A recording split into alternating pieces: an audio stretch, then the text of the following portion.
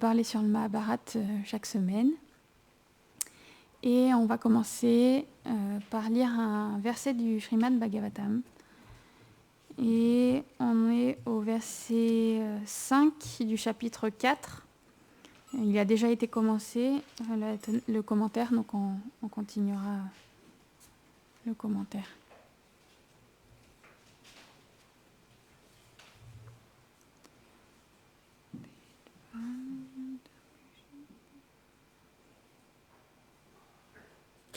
L'air, c'est encore indifférent.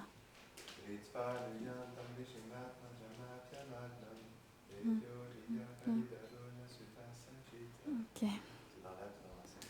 Ouais, c'est là. On va s'arrêter. Drijva nyutam rishim atmajam apiyanagnam.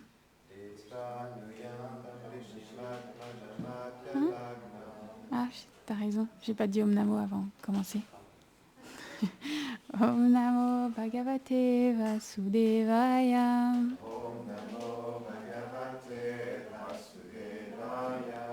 Om Namo Bhagavate Vasudevaya. Om Namo Bhagavate Vasudevaya.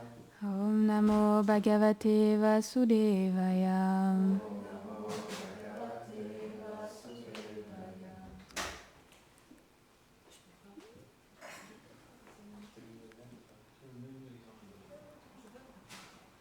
Drijva nuyantam rishimatmajam apyanangnam.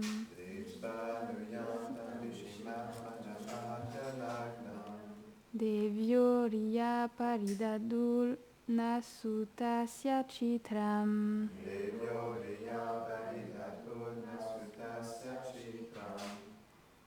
Tadvikshya prichati muno jagadutavasti.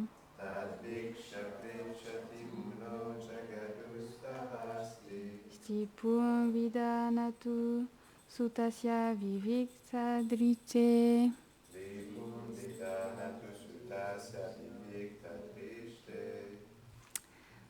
Traduction. Alors que Shri Vyasadev, portant des vêtements, cherchait son fils Shukadev, qui était entré dans la forêt pour une vie d'ermite, des jeunes nymphes nues en train de prendre un bain dans un lac sortirent par pudeur et mirent leurs vêtements qu'elles avaient laissés sur la rive. Or, bien que Shukadev fût complètement nu lorsqu'elles l'aperçurent, elles ne furent pas déroutées à sa vue. Notant cet étrange comportement des nymphes, Vyasa leur en demanda la raison. Elles lui répondirent que son fils Shukadev avait une vision égale, alors que lui faisait une distinction entre hommes et femmes. Donc, on va lire la fin du commentaire. Srila Vishwanath Chakravarti Thakur cite Vyasa. Ah, en voyant mon fils nu, bien qu'il regardât partout, ces femmes n'ont pas montré de pudeur. Mais dès qu'elles m'ont vu, moi, ce vieil homme portant des vêtements et qui les avait pourtant même pas regardés, comprenant qu'elles étaient en train de jouer dans l'eau, elles devinrent pudiques et mirent leurs vêtements. Je vais leur demander la raison. Elles dirent, tu fais une distinction en pensant celui-ci est un homme ou une femme. Ton fils ne la fait pas, il a une vision pure. Nous, jeunes femmes talentueuses dans les arts, nous avons le pouvoir de connaître la vérité interne des hommes et des femmes, juste en les regardant dans les yeux.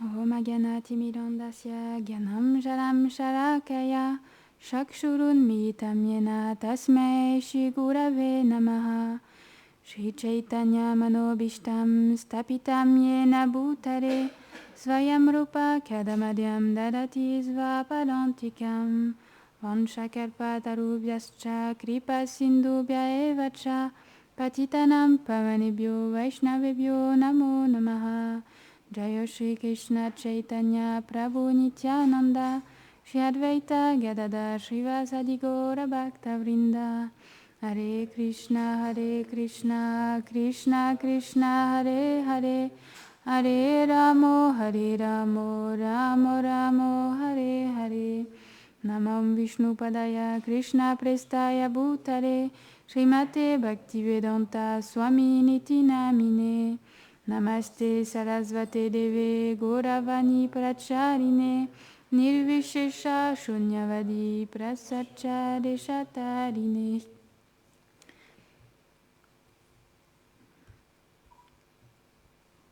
Donc, Gourdev, il est arrivé, j'implore sa miséricorde pour que je puisse parler aujourd'hui et la miséricorde de tous ici présents aussi. Et il y a un certain nombre de choses à dire. J'ai pris beaucoup de notes cette fois. J'aime pas trop quand je prends trop de notes, que j'ai pas envie de lire mes notes. Mais comme on avait vu la dernière fois, il est temps pour Yudhishthir d'accomplir le Rajasuya. Donc le Rajasuya, comme on l'a un petit peu dit la dernière fois, c'est un sacrifice, un feu de sacrifice, un sacrifice particulier qui permet à celui qui fait ce sacrifice d'être nommé comme l'empereur du monde. Et Yudhishthir, s'est expliqué qu'il est suffisamment qualifié pour accomplir ce sacrifice.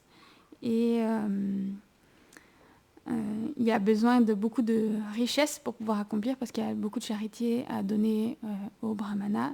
Et la deuxième chose pour pouvoir accomplir ce sacrifice, c'est qu'il faut que tous les autres rois de la terre ils soient d'accord. Donc soit ils sont soumis par la force ou par leur propre volonté.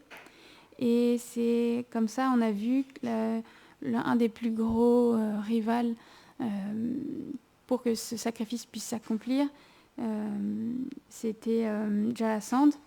Et on a vu la dernière fois comment, grâce à une ruse, ils avaient pu rentrer, donc Krishna avec Arjuna et Bhima, ils avaient pu rentrer dans le royaume de Jarasandha, et en un duel entre Bhima et Jarasandha, comment Bhima il avait réussi à le vaincre.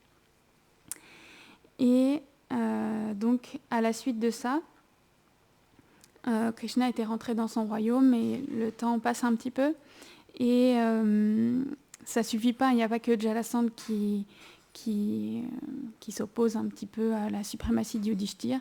Alors Arjuna, il décide, comme on l'a dit la dernière fois, de partir pour le nord pour subjuguer un petit peu tous les autres rois et recevoir des tribus de tous les rois. C'est le fait de recevoir un tribut, ça montre le fait qu'il soit assujetti à Yudhishthir, qu'il soit d'accord pour qu'il puisse être l'empereur du monde. Et non seulement lui part, mais aussi Bhima, il s'en va vers l'est, Sahadev, il s'en va vers le sud, et Nakula, il s'en va vers l'ouest. Alors, on va essayer de parler un petit peu sur leur conquête. Alors, on va citer beaucoup d'endroits différents ou de peuples différents. Donc, on va commencer par Arjuna, puisque c'est le premier à être parti. Et lui, donc comme on l'a dit, il est parti vers le nord et il a conquis beaucoup de rois comme les Kulindas, Anastas et les Kalkutas, et beaucoup de rois sur les îles de Sakala. Donc là, il va y avoir beaucoup de termes. Peut-être des fois, on va pouvoir reconnaître un peuple où je vais peut-être pas tous les dire, mais je vais en citer quand même quelques-uns. Il a continué, il a combattu contre un roi très puissant pendant 8 jours qu'on appelle Bhagadatta. Donc on a déjà un petit peu plus entendu parler de ce nom. Donc il a réussi à le vaincre. Donc ça a été quand même un long combat d'une semaine, de 8 jours, même un peu plus d'une semaine. Il a continué vers le nord et il a atteint les montagnes. Et à cet endroit-là, il a combattu beaucoup de tribus barbares. Il a continué vers la région du Cachemire et il a aussi vaincu tous les rois de la région du Cachemire. Et ensuite, il est arrivé aux Himalayas et il a même dépassé les Himalayas. Et après les Himalayas, là, il y a les régions des Kimpurusha. C'est des êtres semi-célestes qui sont nés de femmes yaksha. Et en fait, si je ne me trompe pas, les Kimpurusha, ils ont des formes mi-lion et mi-homme. C'est comme ça que j'ai essayé de chercher pour savoir quelle forme ils avaient. C'est cette forme-là que j'ai pu voir. Et donc, il a combattu les Kimpurusha et il les a vaincus. Et il a continué, donc il n'a pas vaincu que des hommes, des humains, comme on a pu le voir, il a vaincu aussi des êtres célestes. Il a continué avec les Guakas, eux c'est des guerriers célestes. Et ensuite, il a aussi vaincu des Gandharvas. Voilà, et à chaque fois, du coup, il recevait beaucoup de richesses. Ensuite, donc c'est vraiment en accéléré, il est arrivé à Harishvar. Et à Harishvar, en fait, Harivarsha. Et en fait, il n'a pas pu rentrer dans cette région spéciale. Il y avait beaucoup de gardes à l'entrée de cette région. Et des êtres célestes qui gardaient l'entrée, ils lui ont expliqué que en fait, c'était impossible pour lui de rentrer parce que s'il rentrait dans cette région, déjà, il ne pourrait pas parce que lui et toute son armée, ils se feraient tuer. Et il disait, même si tu arrivais à rentrer dans cette région-là, tu verrais rien. Tu verrais ni la région, ni les hommes qui y résident parce que, en fait, ce n'est pas des humains qui vivent dans cette région-là. Et en fait, c'est sur un plan plus subtil. Et en fait, ils seraient incapables de rien voir. Mais ces êtres-là, ils étaient favorables au couronnement de Yudhishthir parce qu'ils connaissaient sa nature très vertueuse. Et Yudhishthir, il leur a dit, d'accord, je ne forcerai pas l'entrée de votre royaume, mais j'ai besoin que vous approuviez le couronnement et le Rajasuya de mon frère. Alors ils ont été très contents de ça et ils lui ont donné énormément de richesses, des joyaux célestes et beaucoup de richesses.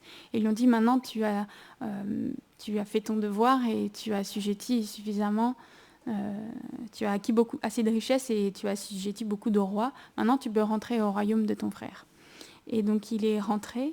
Et ensuite on va parler de Bhima. Bhima, lui, comme on a dit, il est allé vers l'est. Alors, il est allé voir le royaume de Panchal. Bien évidemment, il n'y a pas eu de résistance, puisque c'est le royaume de leur épouse Draupadi. Et il a été content de cette nouvelle-là et il a donné beaucoup de richesses, un tribut pour Yudhishthir. Et ensuite, il a vaincu beaucoup de différents peuples, donc les Gandakas, les Vidéas, les Dashanas. Et après ça, il est arrivé au royaume de Chedi.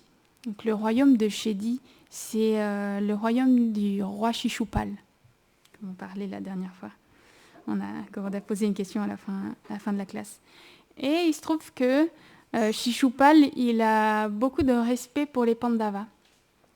Et bien qu'il était vraiment un féroce ennemi de Krishna, il respectait les Pandavas comme étant droits et légitimes. Alors il a reçu pendant un certain temps Bhima chez lui avec tous les honneurs et il lui a donné un tribut. Et il lui a dit qu'il viendrait au Rajasuya avec plaisir. Et donc Bhima, après ça, il est parti et il a continué. Il a vaincu d'autres royaumes, les Kumalas, les Kashala, Ayodhya et les rois au pied des Himalayas dans des zones humides. Et il y a ensuite eu d'autres batailles avec les Mathya et les Mallavas. Les Mathya et les Mallavas étaient connus comme des royaumes avec des guerriers très puissants qui n'avaient jamais connu la défaite. Et ils ont voulu quand même s'opposer à Bhima. Et bien sûr, Bhima et son armée les ont vaincus. Et donc, ça a permis d'acquérir beaucoup d'or. C'est expliqué que soit il arrivait à vaincre les royaumes, soit par la force, ou ça pouvait aussi passer par de la diplomatie aussi, parfois.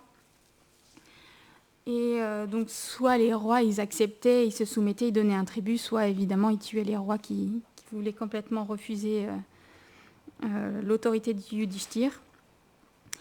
Et il est même allé jusqu'au royaume de Anga. Je ne sais pas si vous vous souvenez, Anga, c'est le royaume de qui? C'est le royaume de Karna. Et il a même vaincu Karna, en fait, à ce moment-là. Il a vaincu Karna, et il a vaincu tous les rois qui étaient autour, des régions alentours, qui étaient soit favorables, enfin qui étaient, on va dire, proches de Karna, ou bien de Duryodhana. Il les a tous vaincus. Donc il a pu avoir donc c'est de l'or encore une fois, de l'or, des bijoux. Ils reviennent en fait avec des éléphants et des ânes qui portent toutes ces richesses. Ça va être des tapis, c'est des tissus qui sont coûteux. Il y a beaucoup de différentes sortes de biens, du corail, etc. qui reçoivent comme ça. Et aussi il a vaincu aussi des tribus barbares. Ensuite, il est rentré. Sahadev, lui, comme on a dit, il est allé vers le sud et il a vaincu aussi beaucoup de rois, les Surasen, Adiraja, Dantavakra. Il est arrivé aussi au royaume de Kuntibodja, donc le royaume de son grand-père, qu'il a accueilli joyeusement, donc le père de Kunti, et qui lui a donné un tribut pour le sacrifice. Et il a vaincu aussi d'autres royaumes, donc le royaume de Jambaka, de Tcheka, Avanti. Et un peu plus loin, il est arrivé aussi à Bojakota, où il a eu une bataille contre Bhishmaka. Et en fait, c'est expliqué que Bhishmaka, en fait, il est le père de Rukmini. Et bien qu'il était favorable au fait que Yudhishthir soit l'empereur du monde, comme pour un test et pour montrer par bravoure, hein, ça reste des kshatriyas, il a quand même combattu Sahadev. Et il s'est fait vaincre par Sahadev, il a accepté la souveraineté de Yudhishthir, mais c'est quand même passé par un combat, parce que quand même, il y a une nature des kshatriyas de vouloir combattre et de tester un petit peu, même ses proches. Et ensuite, il y a une autre histoire avec Sahadev. Il est arrivé à Mahismati, où il y avait le roi Nila qui vivait ici. Et il y a une guerre qui a commencé contre ce roi, et donc ce royaume. Et c'est expliqué que pendant la bataille, il y avait comme des flammes qui sortaient de terre et qui envahissaient toute l'armée de Sahadev. Il y avait vraiment du feu partout autour des chariots. Et c'est comme si le feu vraiment, il sortait de la terre. Et Sahadev, il voyait toute son armée qui était en train d'être brûlée. Et lui-même, il allait certainement mourir dans les flammes. Et à ce moment-là, il a compris que ça pouvait être que Agni qui faisait ça. Alors il est descendu du char, il s'est mis à genoux et il a commencé à faire des prières à Agni, parce que pour lui, Agni, il leur était favorable. Hein, il avait déjà montré qu'il était favorable à Yudhishthir, donc c'était quelque part un petit peu étrange qu'il réagisse comme ça. Mais pour apaiser, il a fait des prières, il s'est soumis complètement à Agni.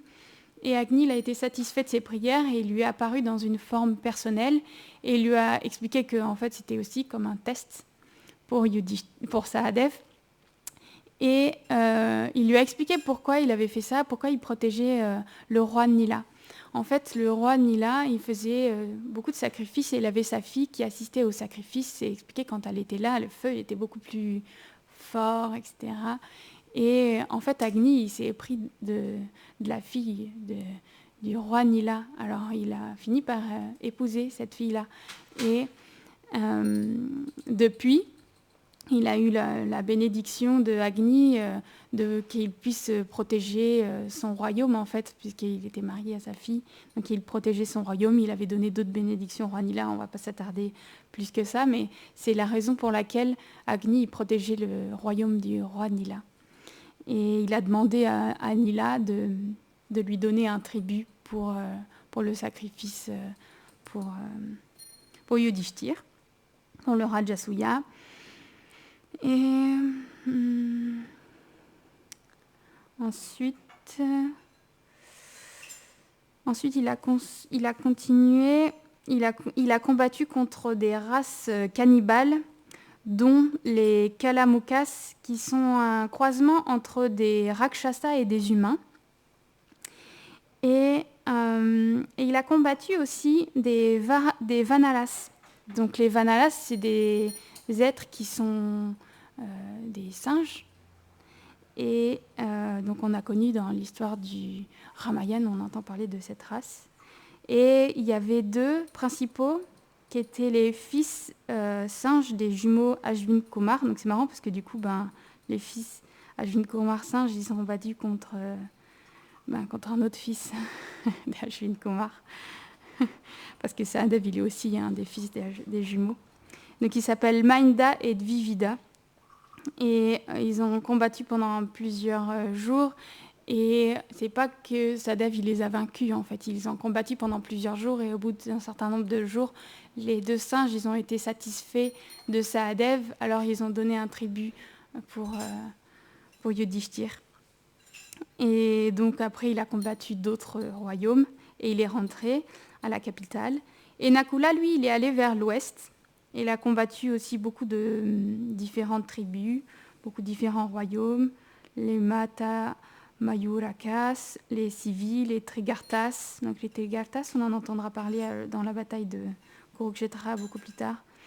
Les Ambastas, les Karnatas. Et il a aussi rencontré Shalia dans le royaume de Madalas. Donc Shalia, c'est le frère de Madri, donc c'est son oncle, qu'il a accueilli dans son royaume pour un moment et il lui a bien évidemment donné un tribut parce qu'il savait que Yudhishthir était qualifié pour le Rajasuya.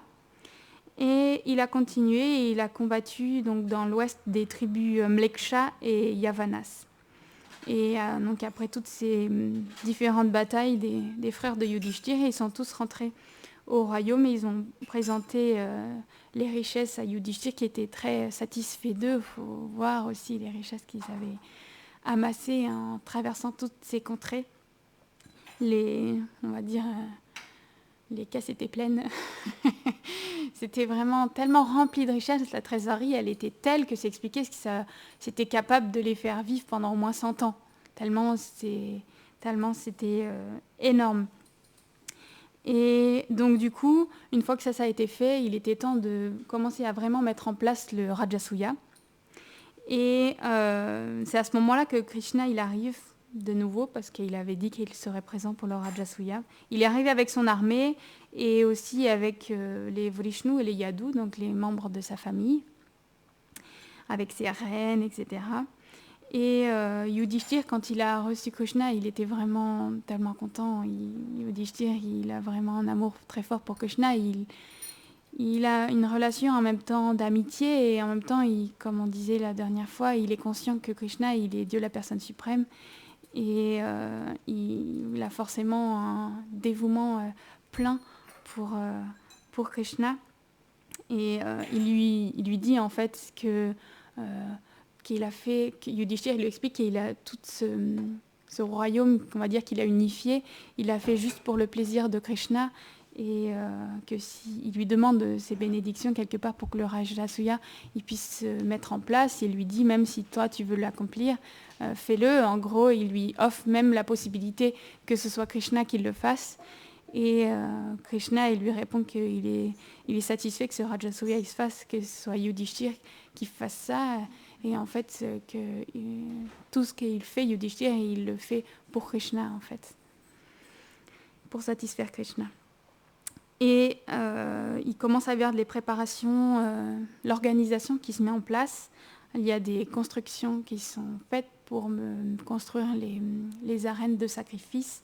Vyasadev, lui, il va prendre en charge le sacrifice et il a avec lui certains hauts sages qui vont l'aider. Donc il y a Yagyavalkya, Soshama, Paila et Domya qui est le maître spirituel des Pandavas, qui vont l'assister dans son service pour le sacrifice. Et donc il y a Yudhishthir, il faut aussi construire énormément de palais et de demeures pour pouvoir accueillir tous les rois, tous les brahmanas. Donc il fallait que vraiment tout le monde puisse être satisfait pendant ce Rajasuya. Donc il a vraiment accueilli tous ses invités avec le plus grand faste et la meilleure façon. Il a invité tous les habitants de son royaume également à venir, donc toutes les différentes catégories. Donc tout le monde a été satisfait. Les brahmanas ils recevaient énormément de charité. Les rois étaient reçus dans les palais d'une très très belle façon. Ils recevaient des cadeaux aussi de la part de Yudhishthir et eux-mêmes venaient avec des cadeaux. Et il y a aussi tout le groupe de Hastinapur qui sont arrivés. Ils avaient aussi reçu Bhishma et le roi Dhritarashtra, ils avaient donné aussi leur bénédiction pour que Yudhishthir il puisse accomplir le Rajasuya. Et même Dhritarashtra s'expliquait qu'il était content de cette chose-là, parce que ça rétablissait les Kurus comme les empereurs du monde, et ça avait été perdu un petit peu depuis Pandu. Il y avait eu beaucoup de séparations, beaucoup de conflits, et cette suprématie, elle avait été un petit peu comme perdue depuis Pandu.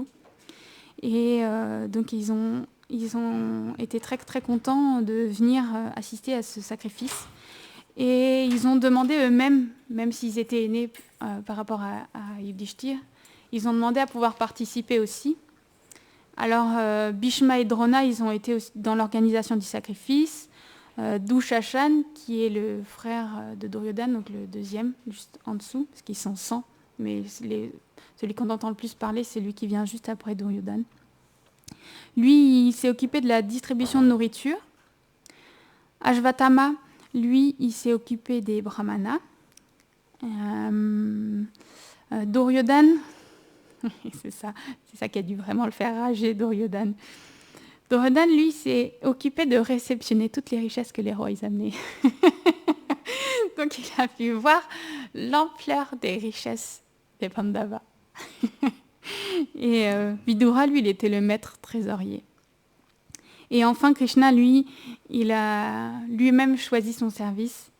Et Krishna, il avait pour désir, bien qu'il soit la personne suprême, il est toujours là quand même pour montrer un exemple. Et il a voulu laver les pieds de tous les brahmanas comme pour avoir les bénédictions de chacun d'entre eux. Et il s'occupait de ce service personnellement. Et donc après que tous ces préparatifs qui s'étaient faits, il y a tout le monde qui a commencé à arriver, donc tous les rois, toutes les sages sont installés petit à petit. Il y avait énormément de sages qui étaient présents. Il y avait, par exemple, pour certains, si je cite certains grands sages connus, il y avait Bharadvaj, Gautama, Asita, Vashista, Vishvamitra, Parashuram, Kashyapa, et il y en avait beaucoup d'autres qui étaient présents. Les êtres célestes, il y avait beaucoup d'êtres célestes qui étaient présents, donc soit ils s'étaient installés comme souvent pour des grands événements, ils sont dans les cieux sur leur char céleste et ils regardent ce qui se passe, mais les devas s'expliquaient aussi, certains disent qu'ils se sont installés même à la vue de tous au siège qui leur pour assister personnellement au sacrifice. Donc Brahma lui-même était là, Indra, Shiva et tous les principaux devas, ils étaient vraiment personnellement assis dans l'assemblée aussi pour participer au sacrifice. Ils étaient contents de voir. Il y avait Krishna qui était ici et donc toutes ces célèbres personnes étaient là et énormément de rois aussi étaient venus. Donc ça devait vraiment être une arène qui devait être vraiment immense pour pouvoir accueillir autant de grandes personnalités. Et Narada Muni lui-même aussi est venu. Et Narada Muni, il était émerveillé aussi d'être témoin en fait de tout ça. Et en fait, Narada Muni, lui, il regardait Krishna et il le voyait faire son service et il le voyait être présent, d'être là dans une forme humaine, accomplir un mystérieux plan divin, et il était émerveillé de le voir quelque part jouer ce rôle, et c'était tellement merveilleux. Et donc il y a le feu de sacrifice qui durait plusieurs jours, je ne sais pas expliquer combien de jours, mais en tout cas on est arrivé jusqu'au dernier jour du Rajasuya. Et ce dernier jour-là, c'est une étape particulière où on prépare le jus de la plante Soma pour offrir aux grandes personnalités qui sont présentes. Et il faut commencer par choisir la personnalité la plus importante de l'Assemblée. Et il faut commencer à lui offrir la boisson à cette personnalité en premier et lui offrir l'arghya, le puja, etc. Et donc là, commence à être la réflexion de qui va être élu comme la personnalité la plus importante quand on voit toutes ces grandes personnes qui sont présentes, les sages, les rois. Bhishma, il explique à Yudhishthir qu'il y a 6 catégories qui sont capables d'être nommées comme la personnalité la plus importante dans ce sacrifice. Ça peut être gourou, ça peut être les prêtres, la famille, les snataka, donc on avait expliqué la dernière fois, c'est ceux qui sont apprentis, donc ça peut être soit des apprentis, et ils peuvent, après leur éducation, être soit kshatriya ou soit brahmana. Ils s'étaient habillés comme ça pour pouvoir tuer le roi, on avait vu la dernière fois. Ça peut être aussi l'ami et aussi les rois. Donc toutes ces personnes-là, elles peuvent mériter le culte. Et bien sûr, Yudhishthir, dans son cœur, on l'avait déjà dit la dernière fois, il avait accompli ce sacrifice pour pouvoir nommer Krishna dans son cœur, mais parce qu'il est humble, il a demandé son avis à ses aînés, et en l'occurrence, il a demandé à Bhishma, qui était à côté de lui, qui pour lui était la personne la plus importante, qui devait recevoir la Grapuja. Et Bhishma, naturellement, il a commencé à glorifier Krishna en expliquant qu'il est l'âme suprême, qu'il est la personne effectivement forcément la plus importante qui a adoré dans cette assemblée, bien que les devas, bien que des grands rois, bien que des très grands sages étaient présents. C'est expliqué, comme dans la Bhagavad Gita, on peut le lire, que Krishna, il est l'origine de tout, en fait, et qu'en l'adorant lui, on adore tous les êtres, en fait.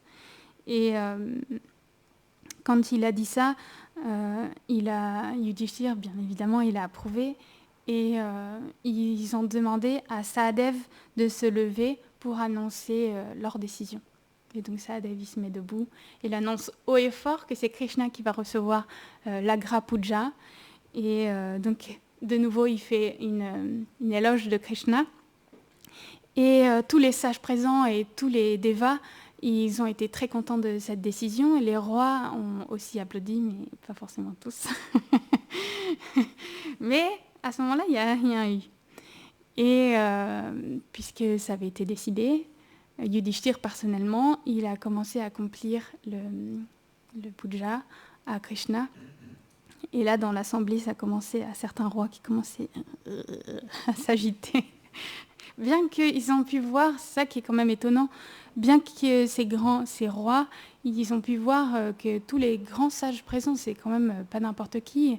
Il y a Narada Muni, il y a même Brahma lui-même, et tous les devas, ils ont pu voir par leurs propres yeux leur satisfaction, mais quand même, ils n'ont pas pu enlever cette haine qu'ils avaient contre Krishna et de le voir comme un homme ordinaire. Bien que tous ces sages, ils expliquaient explicitement que Krishna était Dieu, la personne suprême, et ils n'ont pas pu enlever cette couche qui les recouvrait, en fait. C'est vraiment... c'est les plans divins de Krishna, il fallait que ça se passe comme ça, mais c'est quand même vraiment étrange, même en face du Seigneur lui-même qui fascine tout le monde. Et ils ont été suffisamment recouverts pour pas être pleinement fascinés finalement. C'est triste. C'est quand même triste. Mais bon, être tué par Krishna lui-même, c'est quand même une bénédiction spéciale. C'est que c'est pas quand même des hommes ordinaires. C'est vraiment les arrangements divins de Krishna qui met en place tous ces divertissements pour nous enseigner. Et donc, comme on l'a dit, dans l'assistance, il y avait Shishupal. Et quand il a vu Krishna qui commençait à se faire adorer comme ça, il est devenu vraiment mécontent. Pourquoi Shishupal, il est en colère contre Krishna? Pourquoi il est son ennemi? En fait, il est son ennemi parce que Rukmini a lui été promise à lui, à Shishupal. Et le jour de leur mariage, Krishna, il est arrivé et il a enlevé Rukmini. Et il s'est lui-même marié avec Rukmini. Et depuis ce jour-là, il a sa haine contre Krishna qui n'a jamais cessé d'augmenter. Et donc il s'est levé et il a commencé à blâmer Sahadev comme étant juste un jeune. Pourquoi on le laisse comme prendre cette décision? C'est pas vraiment qu'il avait pris la décision, mais c'est lui qui l'avait annoncé publiquement. Il a commencé à blâmer cette chose-là et à critiquer les Pandavas, à critiquer Krishna, et vraiment sévèrement, quoi. Et il expliquait qu'il y avait tellement de personnalités qui qui aurait été capable de recevoir ce culte, et ils ont choisi Krishna. Il n'est même pas un roi.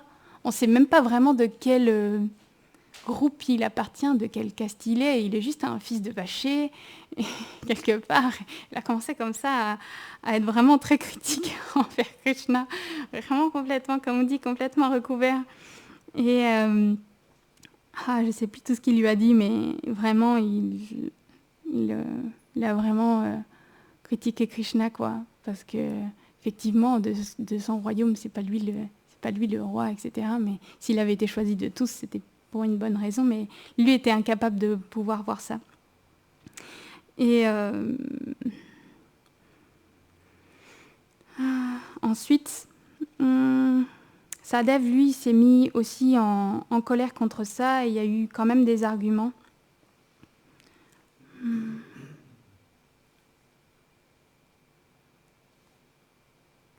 Regarde juste si j'ai pas oublié quelque chose. Ouais. Shishupal, il explique aussi que pour lui, Krishna, il suit même pas les injonctions védiques. Il est ni un aîné, ni un sage, ni vraiment puissant. Donc c'est comme ça qu'il parle de Krishna. Et en fait, puisque Yudhishthir, il a permis ça, et ben en fait, il en conclut que Yudhishthir, il ne doit pas être si vertueux que ça, parce qu'il a laissé cette chose-là se faire. Alors c'est pas normal. Et ensuite, il s'est tourné personnellement vers Krishna. Et il lui a dit, bon, déjà, ils n'ont pas pris la bonne décision, mais comment ça se fait que toi, tu as accepté de recevoir cette adoration? Non seulement ils t'ont nommé alors que tu n'étais pas qualifié, mais en plus, toi, tu reçois l'adoration. Et donc là, il en remet encore une couche. Krishna, il dit rien, il est toujours souriant et paisible, Krishna, en n'importe quelle circonstance. Il laisse les choses se faire, c'est pas encore son moment à lui. Et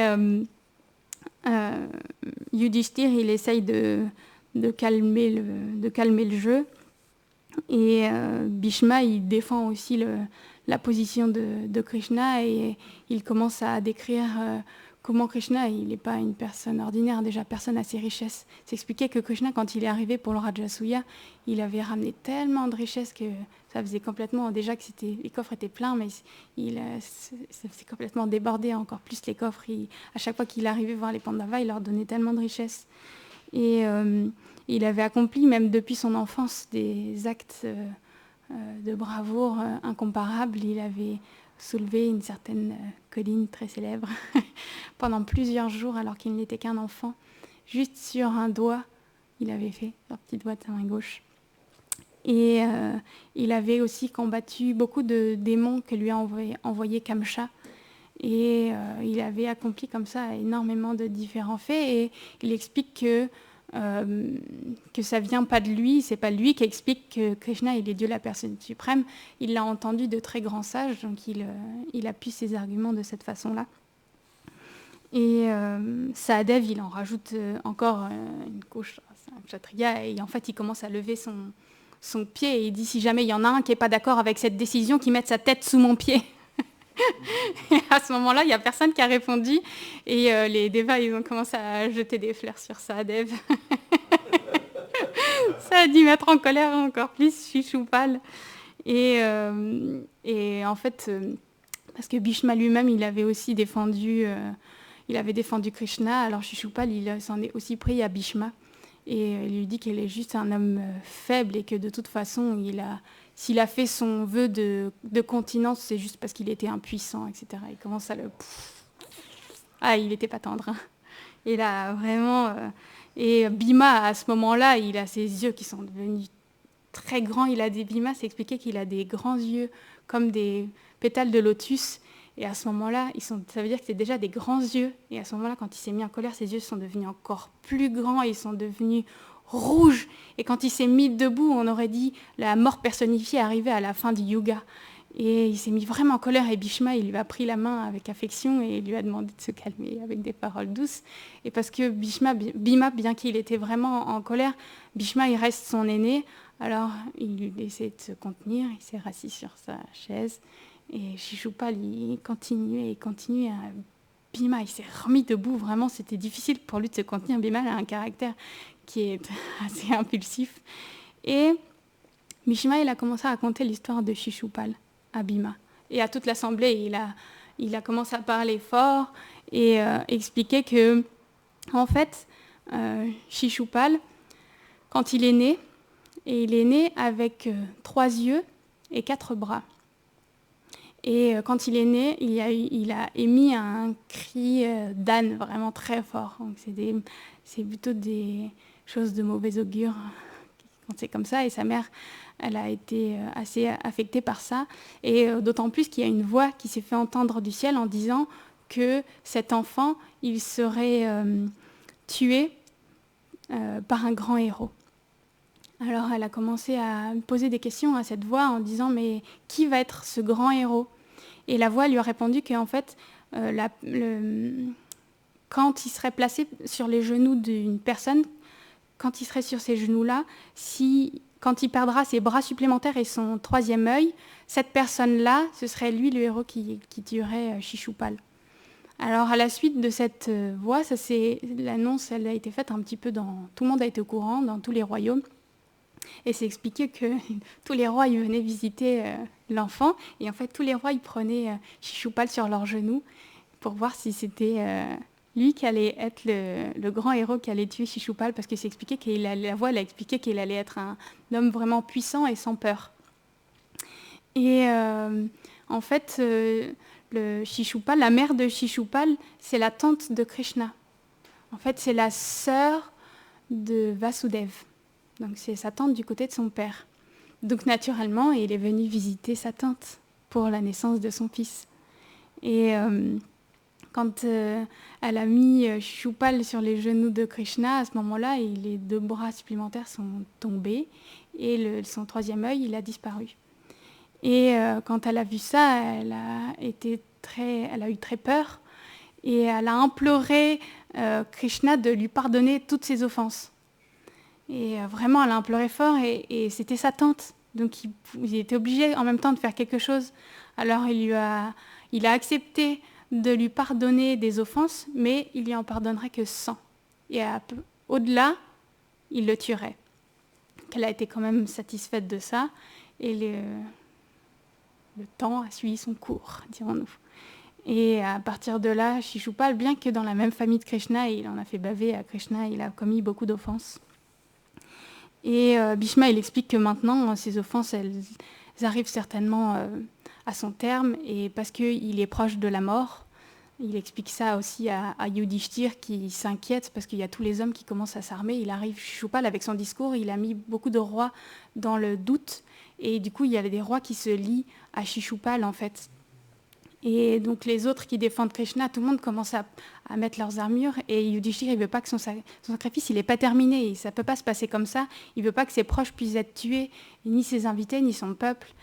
Et donc il s'inquiète. Et il explique qu'un homme qui est au bord de la mort, il agit souvent sans... comment on pourrait dire sans discrimination, comme s'il perdait ses sens ou sa raison, en fait. Il agit comme un homme fou parce qu'il arrive au terme de sa vie, en fait. Et il l'a dit assez fort, et puis il a un peu rigolé, Bhishma. Et du coup, Shishupal, il s'est vraiment mis en grande colère et il commence à rallier ses hommes en disant « c'est bon, on va combattre, levez vos armes ». Donc il commence à se mettre un petit peu comme en action. Et à ce moment, Krishna, il parle. Et en fait, il explique effectivement qu'il est le fils de sa tante et que, comme Bhishma l'a dit, il avait accordé 100 offenses à Shishupal et que ces offenses sont arrivées à dépasser 100. Et il explique quelques-unes des offenses qu'il a commises envers lui. Et il explique qu'un jour, Krishna était en déplacement dans un autre royaume et Shishupal, il a brûlé Dvarka. Il a mis le feu à sa cité. Il a également kidnappé la sainte femme d'Akrora. Et il a aussi enlevé une princesse qui était destinée à un mariage en se déguisant dans le roi auquel il était destiné. Et il a volé Vishala, donc en étant déguisé. Et il a commis comme ça beaucoup de différentes offenses. Et Et donc Krishna, il explique que maintenant, il est temps pour lui de mourir. Et même dans cette humeur-là, Shishupal, il ne peut pas voir qu'il est le Seigneur suprême Krishna. Et juste, il lui dit, mais pourquoi tu parles comme ça? De toute façon, tu veux me faire quoi? Tu vas me faire quoi? Même que tu sois mon ennemi ou mon ennemi, quelle puissance tu pourrais avoir? Et en fait, Krishna, à ce moment-là, il se concentre et il appelle son Sudarshan Chakra. Et son Sudarshan, il arrive sur sa main. Et en fait, il lui lance le Sudarshan Chakra. Et avant que Shishupal il ait même pu dégainer son épée pour se défendre du Sudarshan Chakra, en fait, le Sudarshan, il lui a tranché la tête et sa tête, elle est tombée sur le sol. Et à ce moment-là, bien qu'il y ait certains rois, ils étaient mécontents de cet acte-là, parce qu'ils défendaient Shishupal, ils n'ont plus rien dit. Il n'y a plus personne qui a rien dit. Il n'y a pas eu d'autre mort que Shishupal. En tout cas, là, ce n'est pas expliqué comme ça. Et petit à petit, ils ont réussi à calmer un petit peu tout le monde et le sacrifice a pu continuer. Et les sages, eux, ils étaient très satisfaits de cette situation. Et j'ai presque fini. Et donc le sacrifice a pu continuer. Comme on dit, on était au dernier jour et Yudhishthir, il est allé avec Draupadi. Il est rentré dans les eaux sacrées de la Yamuna pour un bain spécial. Et donc après la conclusion du sacrifice, tous les différents rois ont commencé, et les sages, ils ont commencé à rentrer chez eux. Ils sont tous partis. Yudhishthir, il a demandé que Krishna il puisse rester un petit peu plus longtemps. Alors il est resté un peu. Et ça a permis à Draupadi de pouvoir servir personnellement Krishna, et on va finir sur une petite anecdote. Et en fait, Krishna, il a vraiment beaucoup apprécié le service de Draupadi et ça a permis de lier vraiment beaucoup d'amitié avec elle. Et un jour, elle lui servait des fruits et Krishna, il avait un couteau dans la main et il coupait les fruits. Et avec le couteau, Krishna, il s'est coupé le doigt, en fait. Il s'est coupé et il y a du sang qui a commencé à couler de sa blessure. Alors, bien sûr, on vient de dire qu'il vient de faire des faits exceptionnels et puis là, il se coupe avec un couteau en coupant des fruits. C'est vraiment le... Krishna, dans cette forme, il est vraiment incompréhensible, c'est ça. Vraiment incompréhensible. Il montre vraiment, pour pouvoir montrer beaucoup de douceur et d'amour en même temps à ses dévots, il est capable de montrer tellement de choses différentes. Et Draupadi, quand elle a vu que Krishna il était blessé, elle a découpé un morceau de son sari en soie et elle a fait un bandage avec. Et Krishna, à ce moment-là, il lui a dit qu'un jour, il lui rendrait ce service-là. Et voilà, pour aujourd'hui. À niveau... Oui, c'est vrai. Non, je ne l'ai pas dit, c'est vrai, je vais le dire. Donc en fait, Shishupal, c'est vrai que j'ai oublié de le mentionner, Shishupal, quand sa tête est tombée et qu'il est mort, à ce moment-là, il y a une grande lumière qui est sortie de son corps et en fait, cette lumière, elle est rentrée en Krishna et en fait, c'est Shishupal qui est rentré dans le corps de Krishna en fait. Parce que toutes les êtres qui sont tués par Krishna, ils sont délivrés en fait par Krishna. Donc il avait obtenu la mort personnellement de Krishna et il a pu être délivré grâce à ça, même bien qu'il ait commis tellement d'offenses envers Krishna. Krishna lui a donné une très grande miséricorde, donc même si il était mauvais, il avait agi d'une mauvaise façon, en même temps sa naissance c'était une bénédiction parce qu'il a pu mourir des mains personnellement de Krishna.